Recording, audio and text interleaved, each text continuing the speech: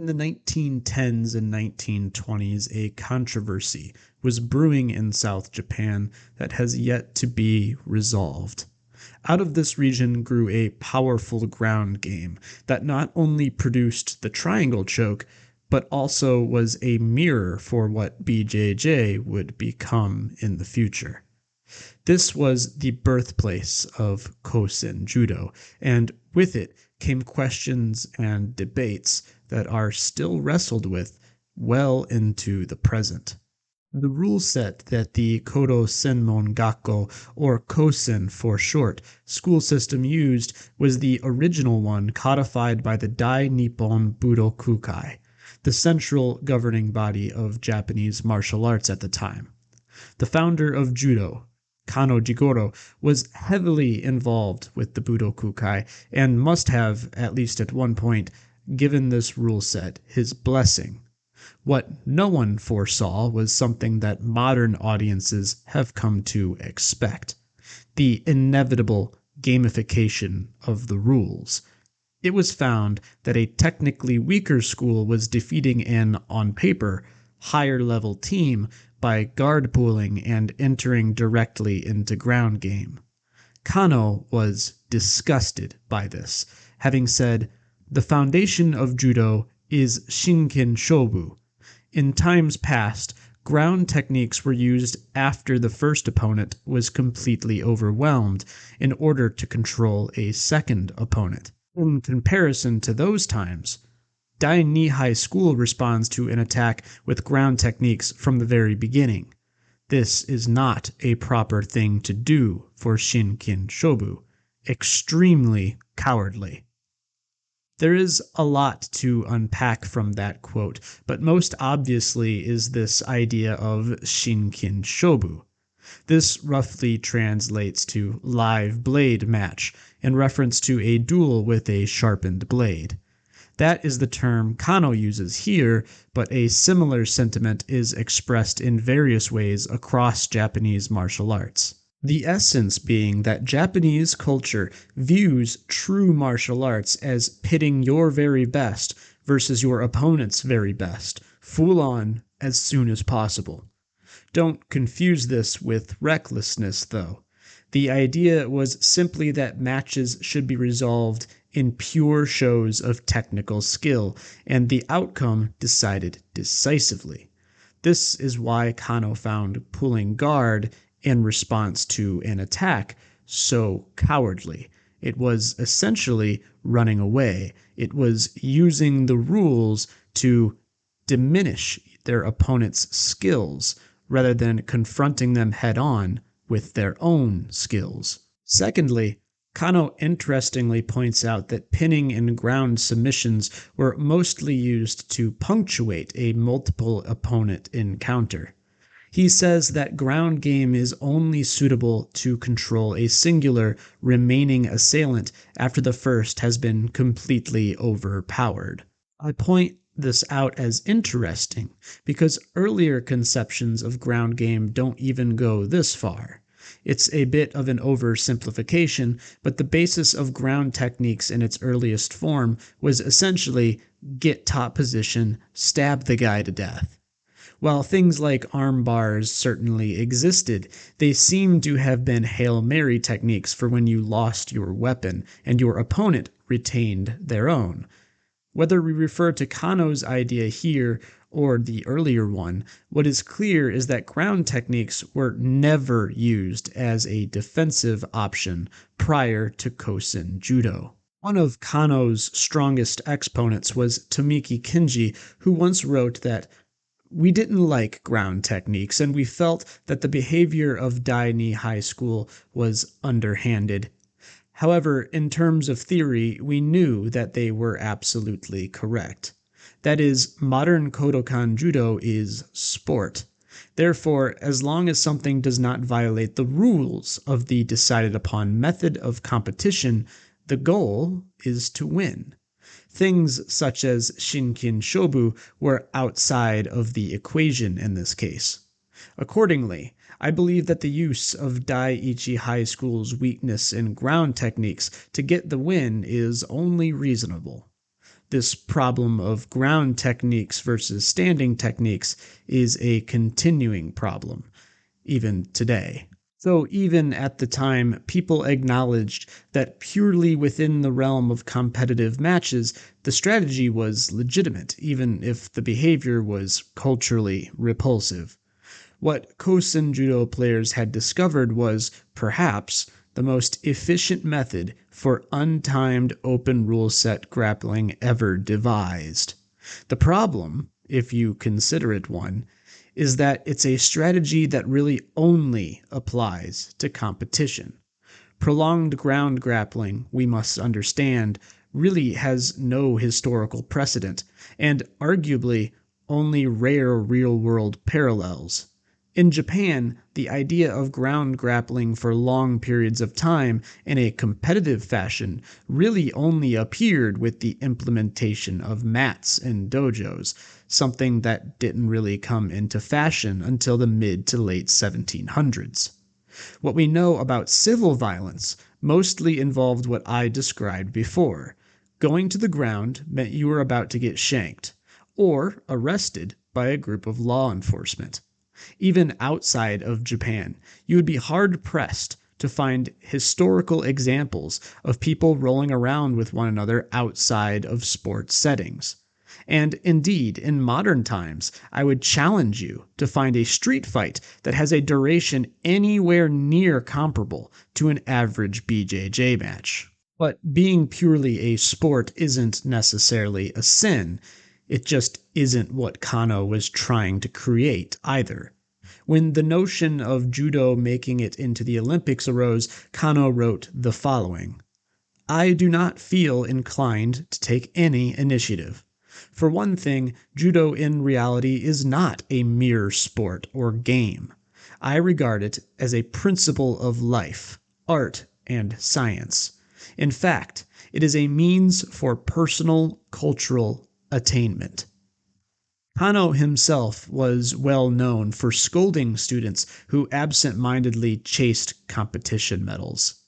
One of the students that Kano looked to as a future pillar teacher at the Kodokan was one Mochizuki Minoru, who, at one point, he heavily criticized for spending his day sweeping 2 judo tournaments and showing up late for a meeting with him. Kano's views were hardly isolated either. It is actually difficult to find examples of any prominent teacher in this time preaching that competition ought to be the central measure of a martial artist. For Kano, and for many like him, competition was merely a tool for testing one's own progress. The medals and accolades were actually meaningless.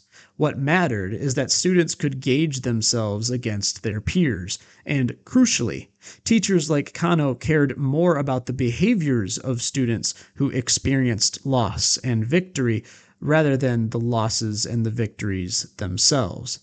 Excuses in the face of a loss and pride in victory were both contemptible outcomes for Kano. Times have changed, though. In popular discourse, few things matter more than winning competition. No longer is competition a means to an end, but the end itself. As for the strategy of slowly grinding down opponents on the ground, that debate rages on. From popular influencers, The reason I don't call it a fight is because it is very much a points game, to decorated Olympians, Jiu-jitsu to me is like a game that like we would play. Like if you wanted to like grab a basketball and like go play a game of one-on-one, that's like jiu-jitsu to me. Like I can't take the sport in its entirety seriously because I feel like the community of jiu-jitsu doesn't take it seriously. Many see BJJ as just a game. Groundwork is an aspect of more holistic grappling styles, fine-tuned to gamify the rules of competition. For BJJ competitors, it increasingly seems like winning at any cost, or at the very least, not losing at any cost, has become an institution. Not only are matches infamously long and drawn out, sometimes even passive, but there is widespread use of PEDs. Some commentators even point out that competitors might take fewer risks because losses could affect sales of their gym memberships or technique instructionals. In that case, it's better to tie during a passive game than lose during an exciting one. Ground game has become just that, a game. And it's wrapped up in a win at any cost attitude with financial incentives well baked into the mix. And yet none of this is to necessarily demonize BJJ. Not only do people need to make a living, but it would be stupid to argue that the strategy that Kosen Judo devised a century ago isn't a powerful centralizing force in open rules grappling competitions.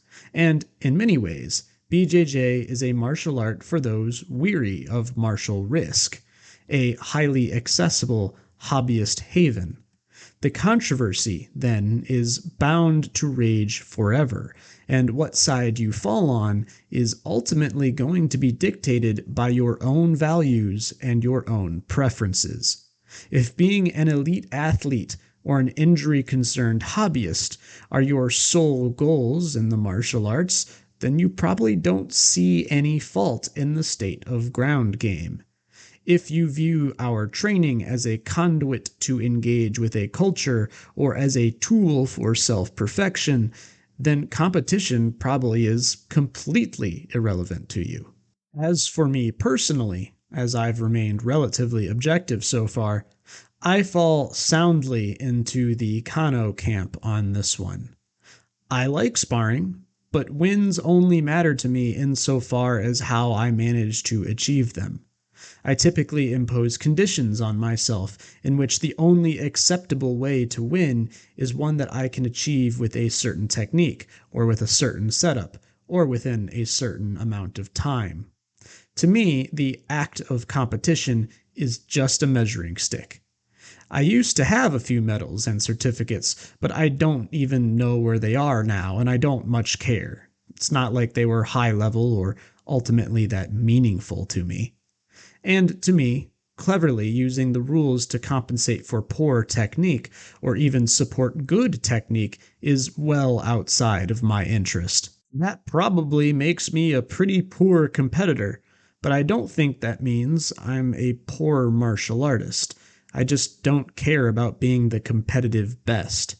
My practice has taken me across the globe, inspired me to learn new languages and histories. It has taught me resilience in the presence of pain and courage in the face of fear. It's taught me to take calculated risks and to not run away from problems. I've connected with great people who I would never have met otherwise, married a woman I would have never met otherwise, and been given opportunities that I would have been barred from if it weren't for my martial training. I have confidence that my ability to punch or throw a person is better than the average Joe's, but I am equally cognizant of the fact that those tools have very little day-to-day applicability. I'll never be a world champion or an Olympian. But even if I could be, I'd trade those things away in a heartbeat for the ways that martial arts have enriched my life as it currently exists. Competition records can be very impressive, but to me they are just one tiny, minuscule metric by which we measure the quality of a martial artist. To that end, even if taking every grappling match to the ground truly is the most effective way to win, it's also not the kind of win I value. It's not the kind of win I care about. And that, of course, assumes that I value winning unto itself, which I don't. So the controversy will burn on for probably another 100 years, with no ground gained or lost on either side, both parties confidently declaring their superiority. At the end of the day, though, these martial arts are all relics of the past, and the techniques are only rarely going to get used outside of training or competition. What matters, then, is that you extract value from your practice in a way that influences your day-to-day, that makes your life better. If that's winning tournaments, then power to you. If it's something else, then power to you. There is more than one way to be a great martial artist. Don't let popular opinion tell you otherwise. Anyway, that's all from me for now. Thanks for watching, and any engagement with the video helps me produce more. I will catch you in the next one.